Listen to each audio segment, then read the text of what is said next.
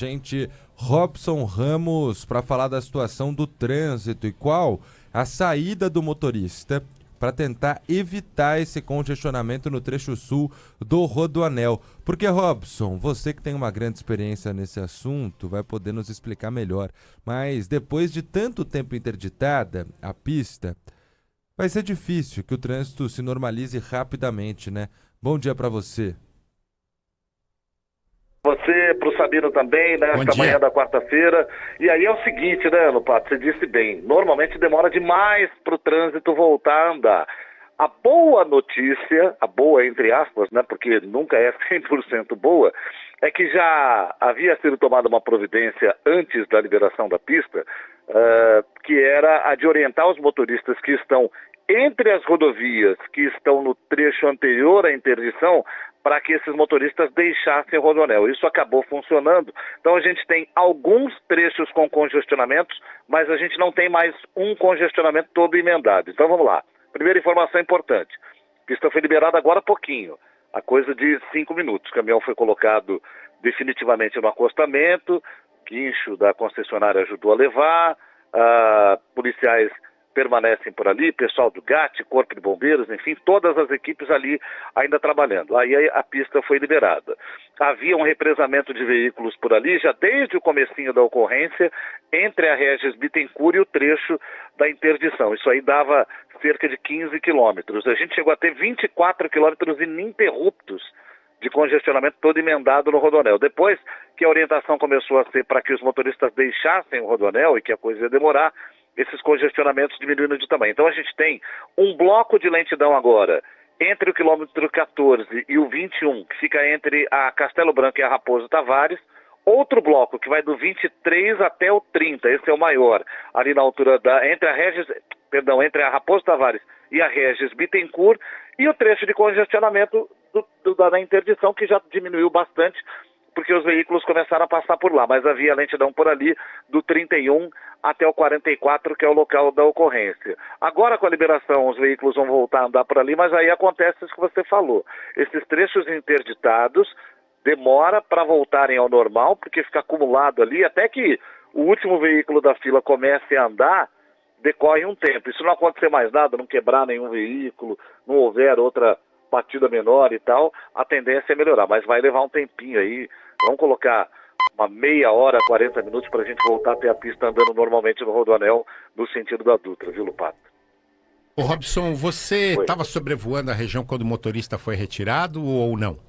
Não estava mais, nesse horário não. A gente teve uma manutenção na aeronave hoje e ficou restrito, então não estava. Mas eu acompanhei por imagens que a própria polícia estava disponibilizando e a concessionária informando, e a imagem que mais chamou a atenção foi que este senhor motorista desse veículo, quando foi retirado, ele estava realmente numa situação de estado de choque, né? Estava exausto. Tanto é que ele estava exausto, ele teve dificuldade para se liberar junto com o policial, de liberar o próprio corpo ali, ele estava preso a uma corda, e tanto é que ele cai, né? Para quem não viu as imagens, ele deixa o corpo cair, talvez por orientação até do próprio policial, na pista, e aí o policial o ampara, e depois as equipes de paramédicos vêm para colocar uma maca ali para ele poder ser atendido, mas ele saiu muito agitado, com os braços ainda bem soltos, assim, típico de quem está realmente em estado de choque, de esgotamento e bastante nervoso, né? E dali ele foi levado para atendimento médico, e agora os policiais continuam trabalhando na investigação do que teria efetivamente acontecido ali e de que forma, né? Sim, é importante repetir a informação que o Lupato deu há pouco, que ele foi encaminhado para um hospital ali da região, um hospital de Itapecerica da Serra, para avaliar melhor a condição de saúde dele. Mas vou voltar um pouquinho a Rodoanel. Você, Robson, que tem experiência em sobrevoar o Rodoanel, me diga uma coisa, o Rodoanel mais está parado do que anda, não é mais ou menos isso? Especialmente desse lado aí, o lado oeste para o sul. O trecho da ocorrência de hoje, esse trecho especificamente nem tanto, mas os trechos anteriores que ficam entre Bandeirantes e Regis Bittencourt, tem dias que é mais parado do que andando mesmo. Deveria ser o contrário, né? Porque é uma via para fazer interligação de outras rodovias, mas como o trânsito em São Paulo e na Grande São Paulo já é mais do que saturado, o Rodoanel sozinho acaba não dando conta, né, o Sabino? Aí tem esse outro trecho que acaba sendo um pouquinho melhor, mas quando acontece alguma coisa por lá, como foi o caso hoje, trava tudo também. Aí ninguém consegue andar mesmo. Aí você tem que apelar para essa situação, como fez a Polícia Rodoviária hoje, e é o concessionário que teve que orientar os motoristas para deixarem a pista, e aí volta todo mundo ao modo anterior, né? Todo mundo para as rodovias que chegam até a capital, acabam vindo para as marginais, congestionando, e o Rodoanel vai ficando congestionado também. E do lado contrário, eu acabei não falando, houve a liberação da pista agora, do lado contrário, que é o sentido Perus, aconteceu o seguinte: durante boa parte da ocorrência ele estava liberado, com os veículos passando normalmente por ali. Havia uma diminuiçãozinha de velocidade, porque o pessoal tinha curiosidade e tal. Depois as equipes chegaram e ocuparam a faixa da esquerda, então a velocidade já diminuiu bastante por ali, formou quase 10 quilômetros de congestionamento. E depois houve a interdição total também, para que houvesse o pouso do helicóptero, trabalho mais abrangente das equipes. E aí o lado do sentido Perus também ficou totalmente interditado por cerca de 1 hora. E foi liberado agora também. E aí represou o tráfego desde a passagem lá pelo quilômetro 60 até o 44, um trecho gigantesco. Esse é um dos trechos mais longos do Rodoanel, né? Onde ocorreu esse fato, entre Regis Bittencourt e Rodovia dos Imigrantes. E aí o pessoal ficou sem ter para onde ir por ali também. Uma situação de bastante desconforto, para dizer o mínimo, para esses motoristas aí, né? E olha, Robson Sabino, a Secretaria da Segurança Pública de São Paulo acaba de divulgar uma nota atualizada sobre esse caso e um dos trechos diz: com o uso de materiais específicos, incluindo drone, equipes realizaram a verificação do material encontrado no veículo, no caminhão em questão, e constatou que se tratava de um simulacro de explosivo. Ocorrência segue em andamento e as autoridades continuam apurando as circunstâncias. Ou seja, não era uma bomba. Um simulacro de explosivo, um objeto que se assemelha, imita ou representa em formato uma bomba, mas que não é.